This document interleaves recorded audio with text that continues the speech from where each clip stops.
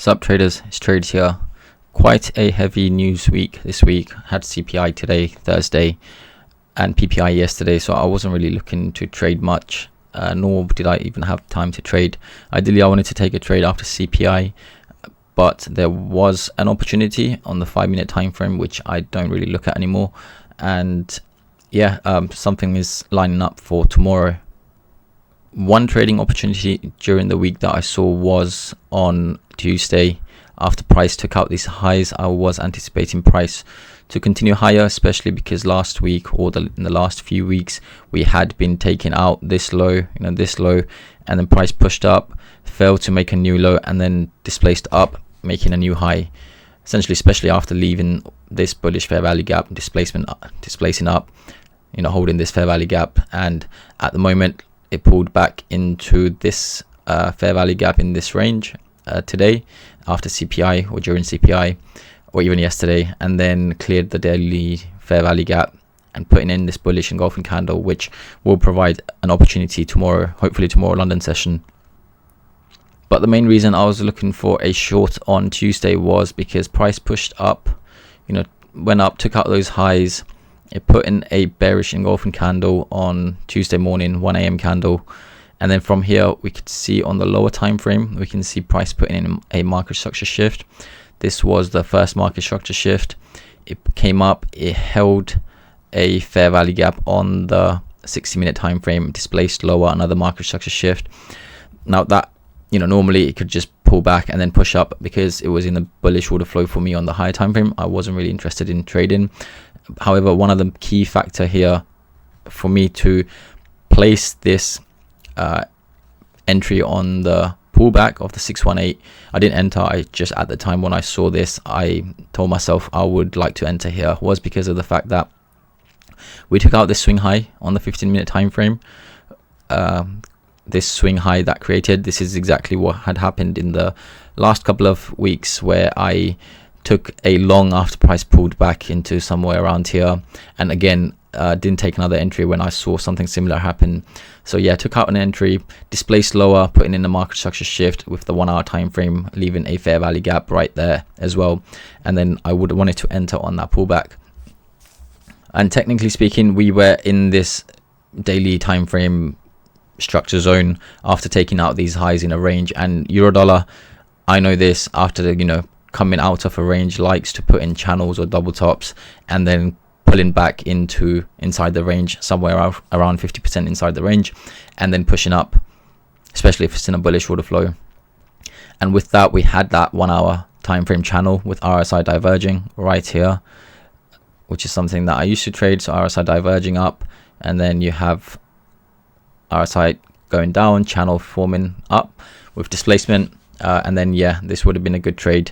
But that was one thing. Another one was after price made this high, pushed up, took out liquidity, again took out liquidity during PPI, failed to make a new high, and then from here I was expecting price to come back down to this low right here, and I placed an entry, not on the 15. I didn't place an entry, I was just watching it, because to me, it was after seeing this liquidity grab, again similar to what happened on Tuesday, liquidity grab, displacement, I've got a clear draw on liquidity down there, and then on the pullback I didn't enter because this was before I went to bed.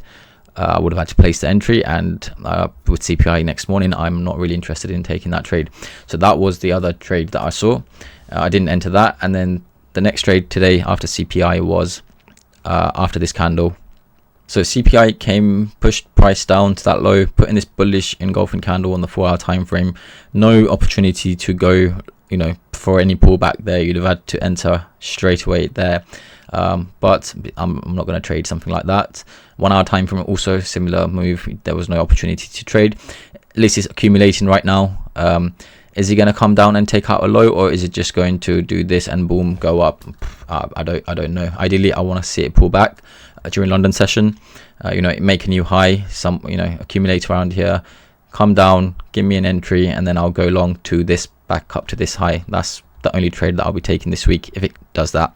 So another potential entry was on the 5-minute, I don't really look at anymore. 15-minute, I think this would have been a good entry after this candle, market structure shift.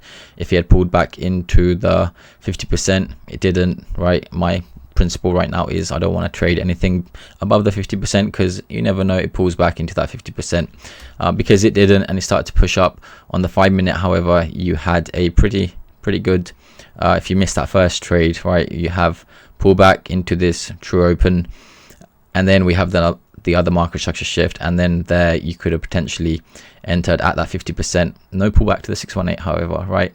If you had entered that 50%, it would probably somewhere around there, stops below this low and targets above this high. So it was just a one-to-one trade. It wasn't really very interesting trade. But CPI, you know, bullish order flow on the weekly time frame played out on a Thursday after CPI. So it is crazy.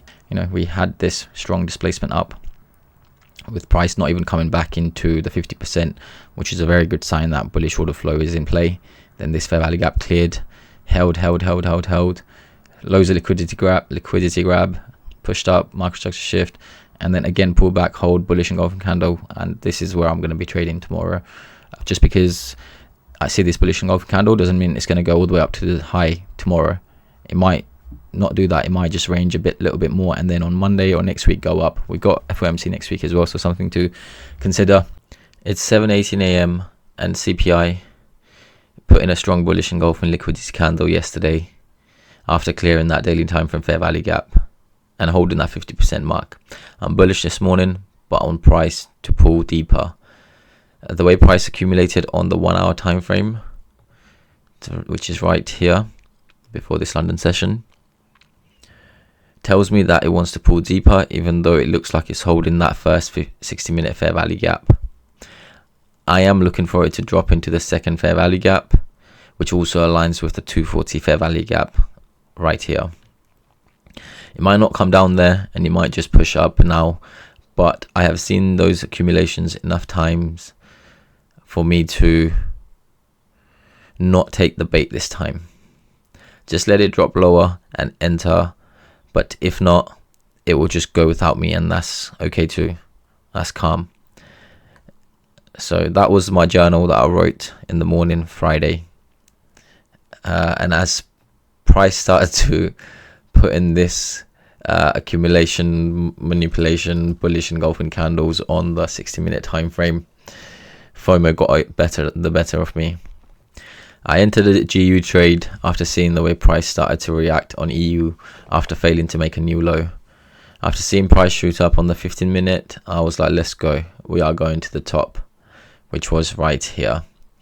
This is my GU trade that I entered on Friday London session. Even though I was bullish going into the day, the way price reacted on the 60-minute and the 240 time frame told me wait for a deeper pullback, because this has happened enough times for me to not make this mistake again, and I did make the mistake again by following, or by being a bit more reactive, by seeing how EU started to play out in the morning. So GU, what all I can do is continue to learn from this lesson. GU came to this high, right? We had strong displacement up. My prediction is price is gonna at least come up and take out this high. So seeing this bullish candle not hold and this bearish engulfing candle being printed before the London session, to me was a very good sign that let's just wait for a deeper pullback. I don't want to enter in a rush. And then I saw this accumulation happening during Asian session, and then price dropping lower. And to me, that was just a manipulation off that low and then entering there, which I entered somewhere around here. You know, I was up 1% by the point price had come up to those highs. I was at 1% at one point, but I wanted price to take out those highs at the top. The main problem here was EU had already pushed up. So my main entry reason I entered was because of the fact I saw an SMT with EU. You know, this was a SMT. EU failed to make a new high, whereas GU didn't, and failed to make a new low. Price also put in this bullish engulfing candle afterwards, after my entry, and then as price started to push up, I was sure that GU was going to continue higher and take out a high as well. But I forgot to look at it from the other perspective, where I was, oh, we've got SMT with GU on the higher side. So yeah, entered early. I wanted price to come into the discount of this range. Why? Because like I said, I predicted, or I anticipated, or it was my prediction that after seeing what happened during the Asian session, I would much rather wait for price to come lower. But I didn't. I entered early, even though I was up at 1%. Should be moving my stops to break even during London session, because London session is not predictable. It is just not predictable, especially when EU had already taken out a high. I honestly don't know what was going to happen. And then boom, price drops, takes out my stop loss just exactly to the T before pushing up. Also, one of the main reasons I entered was at the before the close of this candle, this 2 a.m. bearish candle. We had this accumulation. I was anticipating this candle to be a bearish engulfing candle, which would have then been followed with a bullish engulfing candle. So what I was anticipating this candle to be was what this candle was, and because of that, price pushed up, fake market structure shift, drop, and then when that dropped is when I re-entered, because that was a trade that I wanted to take. But again, I entered, I was up 1% at one point, and then as I saw price start to displace lower, and it wasn't even, I didn't even enter during New York session or London session. It was just in between. I was quite certain that price was going to come lower and take out my stops, which I didn't have, which was another one of my key entry principles that I didn't follow with the second trade because of the way price played out, because I was almost certain that it was not going to come back down, especially after seeing price put in this bullish candles. After seeing this drop, was almost, to me, evident, like enough evidence to support my bias of not having a stop loss, which is very stupid.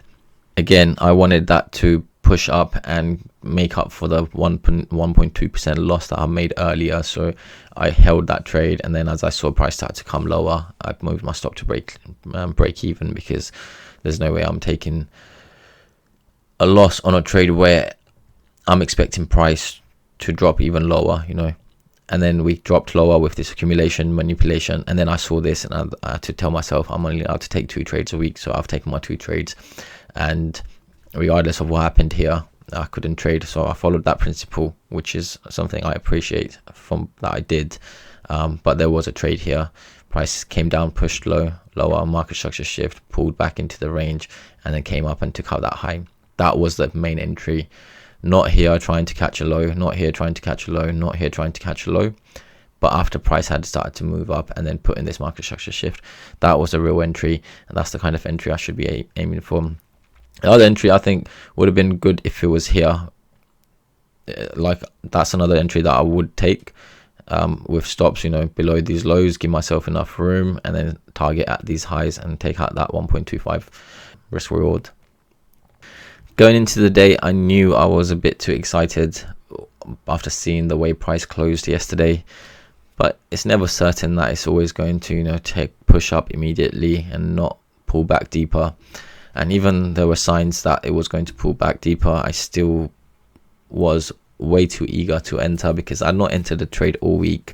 I've just been watching the markets, missed a couple of setups that I missed one setup, and saw other setups that played out where I would have entered, but I didn't because of CPI. And I'm a bit annoyed at myself for losing my patience at the very last minute of the very last day of the week, because I was so calm all week. So it's a good lesson, when I haven't taken a trade, and especially I know Friday is like this, because Friday is the last day of excitement before a break, and because I had not taken any trades, I knew I still had 2 trades in me that I could take out on Friday, which I did, force myself at times, even though one thing that I did do bad this week was not move my stops to break even. This is something that I've done since I've applied these entry principles, is moving my stops to break even, which have helped me in so many other cases and actually saved my capital. And maybe that's another principle I need to apply, which I have entry principles, trade management principles, where after seeing certain displacements, I rather much move my stops to break even and take a break even trade than take a L. So it's something I will be looking into. But yeah, FOMC next week. Now let's go. I don't know what's going to happen Monday. It might push up to a new height, might not. we'll see. I do think it's going to make a new high though. Yeah, let's see what happens Monday.